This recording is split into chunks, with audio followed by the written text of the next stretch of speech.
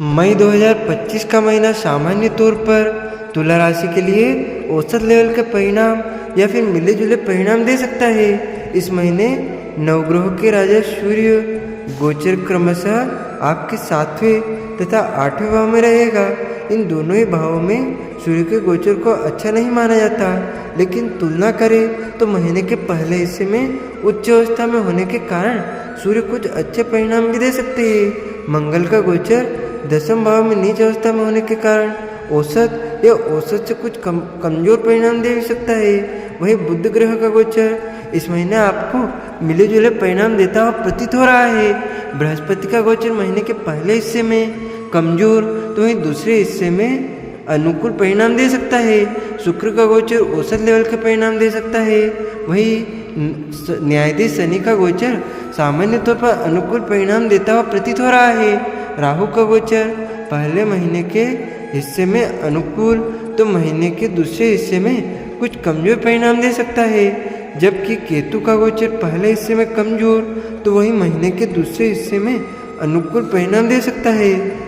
अर्थात राहु केतु से मिले जुले परिणामों की उम्मीद प्रतीत हो रही है। इस कारण से यह महीना सामान्य तौर पर मिले जुले परिणाम दे सकता है, जो परिणाम औसत लेवल के रह सकते हैं। कुछ एक मामलों में परिणाम औसत से कमजोर तो वहीं कुछ मामलों में औसत से बेहतर भी हो सकते हैं। इसलिए हम मई के महीने में मिलने वाले परिणामों को सब कुछ मिलाकर आपको ना तो ज़्यादा अच्छा ना ज़्यादा बुरा कह सकते हैं। अब हम बात करते हैं तुला राशि वालों के कार्य क्षेत्र की, यानी कि मई के महीने में आपका करियर, आपकी नौकरी, आपका व्यापार व्यवसाय कैसा रहेगा। आपके करियर स्थान का स्वामी चंद्रमा निरंतर गतिशील रहता है। ऐसे में चंद्रमा के आधार पर मासिक फलादेश यानी कि एस्ट्रोलॉजी करना बहुत ज़्यादा विस्तृत हो जाएगा। ऐसी स्थिति में हम अन्य ग्रहों के आधार पर आपके करियर के बारे में बताना चाहेंगे। इस पूरे महीने आपके करियर स्थान पर नीच का मंगल गोचर करेगा, जो कार्य क्षेत्र में उतार चढ़ाव दे सकता है। व्यापार व्यवसाय से जुड़े लोगों के लिए मंगल का यह गोचर आवश्यकता से अधिक जोश देने का काम कर सकता है और आप तथ्यात्मक होने की बजाय भावावेश में कुछ निर्णय ले सकते हैं, जो कमजोर परिणाम देने का काम कर सकते हैं। ऐसी स्थिति में भावावेश में निर्णय लेने के बजाय तथ्यात्मक होकर निर्णय लेना समझदारी का काम होगा।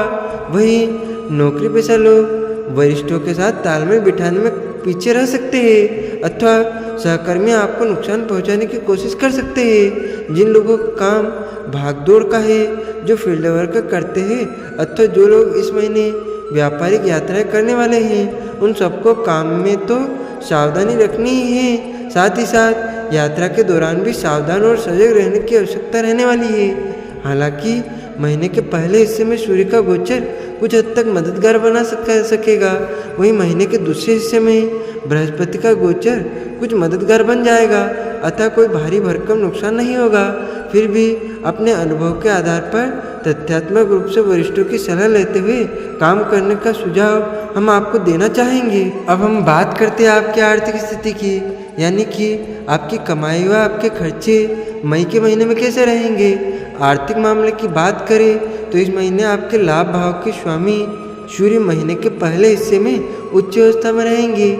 ऐसी स्थिति में नवग्रहों के राजा सूर्य ग्रह येन केन प्रकारेण आपको अच्छा लाभ भी करवा सकते हैं, लेकिन महीने के दूसरे हिस्से में सूर्य अष्टम भाव में चले जाएंगे।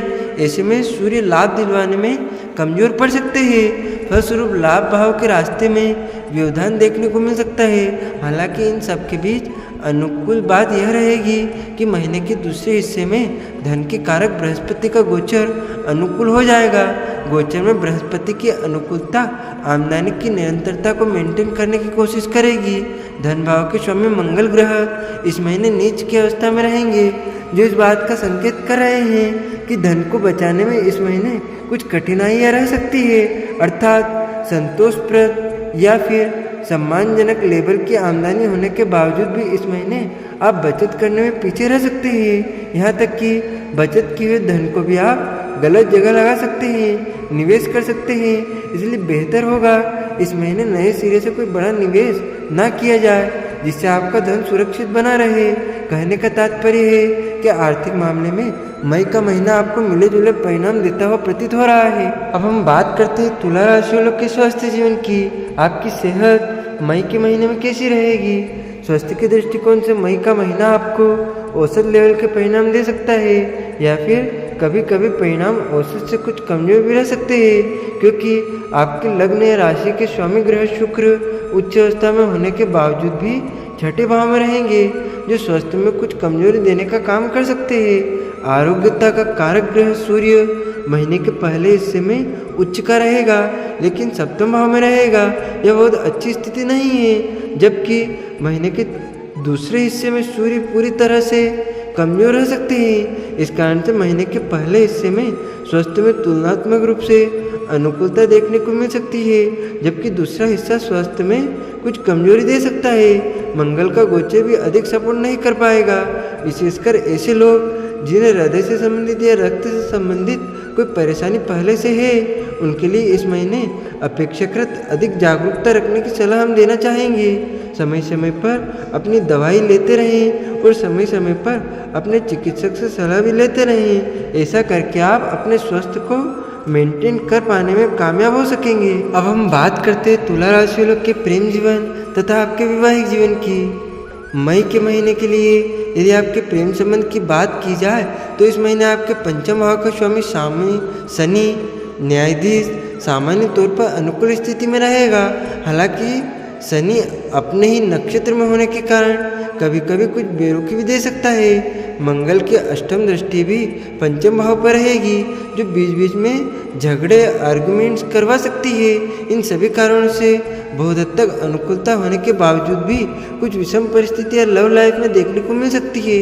हालांकि इन सबके बीच अनुकूल बात यह रहेगी कि महीने के दूसरे हिस्से में बृहस्पति का प्रभाव पंचम भाव पर शुरू हो जाएगा, जो प्रेम संबंध में अनुकूलता देने का काम करेगा। कहने का तात्पर्य यह है कि लव लाइफ में सब कुछ अच्छा रहने पर यह जरूरी नहीं है, लेकिन महीने के दूसरे हिस्से में काफ़ी कुछ अनुकूलता आपकी लव लाइफ में देखने को मिल सकती है। ऐसा ही इशारा प्रेम के कारक ग्रह शुक्र के द्वारा भी मिल रहा है, क्योंकि शुक्र रहेंगे तो उच्च के अवस्था में, जो कि अनुकूल बात है, लेकिन छठे भाव में रहेंगे यह कमजोर बात है। अतः शुक्र भी सावधानी पूर्वक निर्वाह करने की स्थिति में अनुकूल परिणाम देने का वादा कर रहे हैं। विवाह आदि से संबंधित मामलों के लिए महीना थोड़ा सा कमजोर है, लेकिन तुलना करें तो महीने का दूसरा हिस्सा विवाह आदि से संबंधित बातों को आगे बढ़ाने में मददगार बन सकता है। वहीं वैवाहिक जीवन की बात करें तो इस मामले में भी सप्तम भाव के स्वामी का कमजोर होना तथा महीने के पहले हिस्से में सूर्य का सप्तम भाव में गोचर आदि ऐसे लक्षण हैं जो दाम्पत्य जीवन में कुछ परेशानियां देने का काम कर सकते हैं। हालांकि महीने के दूसरे हिस्से में बृहस्पति ग्रह की अनुकूलता अपेक्षाकृत बेहतर परिणाम दे सकेगी। अब हम बात करते हैं आपके पारिवारिक जीवन की। आपका पारिवारिक माहौल मई के महीने में कैसा रहेगा? पारिवारिक मामलों में मई के महीने में सामान्य तौर पर आपको थोड़े से कमजोर परिणाम मिल सकते हैं, क्योंकि आपके दूसरे भाव का स्वामी मंगल नीच अवस्था में दशम भाव में रहेगा, जो परिजनों के बीच असामंजस्य देने का काम कर सकता है। विशेषकर आक्रोश या क्रोध की अवस्था में की गई बातचीत का नकारात्मक प्रभाव पड़ सकता है। अतः जब भी परिजनों से संवाद करना हो, बहुत ही सलीके से एक दूसरे को रिस्पेक्ट देते हुए बात करना जरूरी रहेगा। हालांकि महीने के पहले हिस्से में बृहस्पति की दृष्टि भी दूसरे भाव पर रहेगी, जो किसी बड़े बुजुर्ग के हस्तक्षेप से सामंजस्य बन जाने का संकेत कर रही है। अर्थात पारिवारिक मामलों में इस महीने कुछ विसंगतियां देखने को मिल सकती है। यदि आप बड़े बुजुर्गों की सलाह से काम लेंगे तो परिणाम संतुलित बने रहेंगे। भाई बंधुओं के साथ भी इस महीने औसत लेवल के संबंध रह सकते हैं। किसी बात पर भाई बंधु नाराज हो सकते हैं, जिन्हें ससम्मान मनाने की स्थिति में मामला शांत भी हो सकेगा। घर गृहस्थी से जुड़े मामलों की बात की जाए तो चतुर्थ भाव पर मंगल की दृष्टि में कुछ परेशानियां देने का काम कर सकती है। हालांकि महीने के पहले हिस्से में बृहस्पति की नवम दृष्टि गृहस्थ जीवन में कुछ संतुलन देने का काम करेगी, लेकिन संतुलन बिठाने के लिए आपको बहुत सारी कोशिश भी करने की जरूरत रहेगी। कहने का तात्पर्य है कि गृहस्थ मामलों में महीना थोड़ा सा कमजोर है।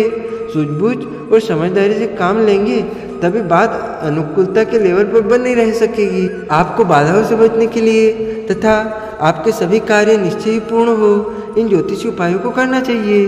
माँ दुर्गा की पूजा आराधना करें, कन्याओं का पूजन कर उनका आशीर्वाद ले, नियमित रूप से हनुमान चालीसा का पाठ करें। इन ज्योतिषी उपायों से आपके ऊपर आने वाली सभी बाधाएं शांत होगी और आपके सभी कार्य निश्चय ही पूर्ण होंगे। आपको और आपके पूरे परिवार को सादर जय श्री कृष्ण, सादर धन्यवाद। जय श्री राम।